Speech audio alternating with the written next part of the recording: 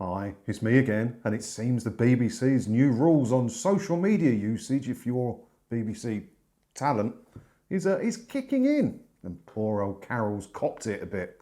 Have a look. Carol Vorderman axed from BBC radio show after bitter row over social media posts. Yeah, because recently the BBC completed an internal review into what BBC presenters, staff and talent are allowed to say on their own personal social media if they're working at the BBC. And yeah, this is the first head to roll because of it. Poor old Carol, eh? The former Countdown host has announced she is leaving her BBC Radio Wales programme. And this is what she said on her Twitter, because that's how people communicate nowadays for some reason. After 5 years, I'm leaving my Saturday morning show on BBC Radio Wales. The BBC recently introduced new social media guidelines, which I respect.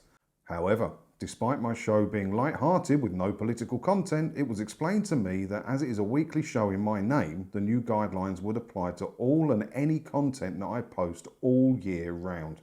Since those non-negotiable changes to my radio contract were made, I've ultimately found that I am not prepared to lose my voice on social media, change who I am, or lose the ability to express the strong beliefs I hold about the political turmoil this country finds itself in. Well, there you go. I mean, there was a big furore, wasn't it, earlier this year with regards to BBC talent using social media. So on her contract renewal, by the looks of it, the BBC have said, it says there, where is it? It was explained to me that as a weekly show in my name, the new guidelines would apply to all and any content that I post all year round. So she was told basically she's not allowed to post anything political at all on her social media. Okay, so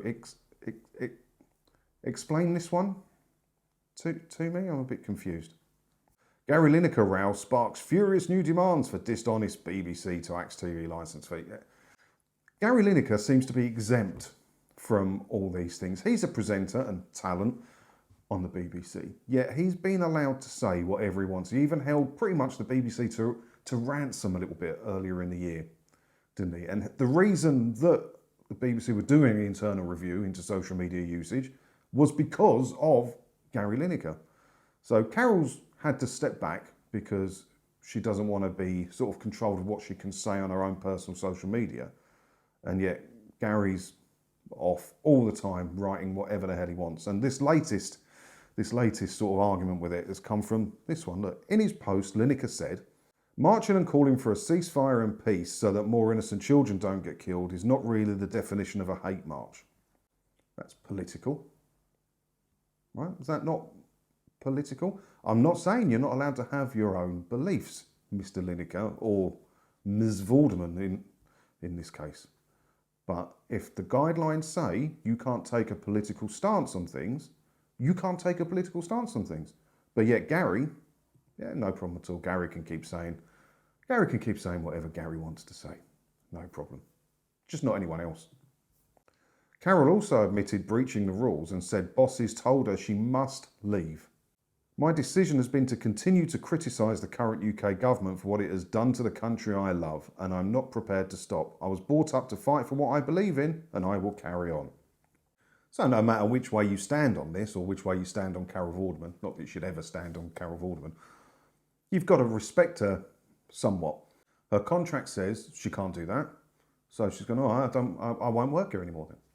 Simple. I don't think she needs the money, to be fair, but you've got to respect someone who takes that kind of stance. If only we could get that kind of stance from football pundits. Hey. Now just quickly, while I got you here, it's not a sponsored post, no one's paid me to say it or asked me to say or anything like that. But every year I like to do a bit for charity over Christmas, and last year I supported Lennox Children's Cancer Fund, and I'm doing so again this year. And they have an Amazon wish list thing, and you can go on there and you can buy a toy. Some of them are £1, some of them a bit more expensive. You know, it's just a range of toys that you can buy. And they get delivered directly to the charity. You don't have to do anything apart from pay for it on Amazon. It gets delivered to the charity, and then they'll make sure that some sick kids have got some nice presents to wake up to on Christmas morning. And sometimes you'll even get a thank you note from the kid as well. So I put quite a lot of my own money in every year. If you've got a couple of quid to spare, do so. If you haven't, Don't worry about it. Hey, it's not a sponsored post, no one's paying me to do it. It's just something I like to do every year. So what do you think about that story then with Carol?